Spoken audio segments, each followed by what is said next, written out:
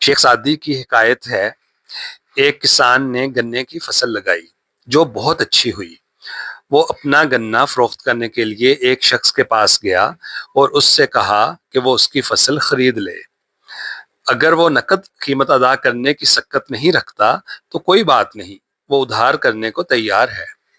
کسان کی بات سننے کے بعد وہ شخص بولا کہ اے بھائی، تو مجھے اس سے معافی رکھ، کیونکہ ان کے بغیر میرا گزارا ہو جائے گا، اور اگر میں نے تجھ سے ادھار لے لیا تو صبر نہیں کر سکے گا اور مجھ سے تقاضا کرے گا، بس تو مجھے قرض کی لعنت سے دور ہی رہنے دے۔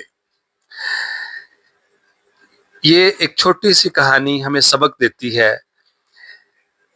کہ اگر انسان اپنی حیثیت کے مطابق خرچ کرے اور قرض کی لعنت سے بچا رہے تو وہ اپنی زندگی کو خوش و خرم بنا سکتا ہے۔ ادھار ایک لعنت ہے اور بادین نظر میں یہ غلامی کے مترادف ہے۔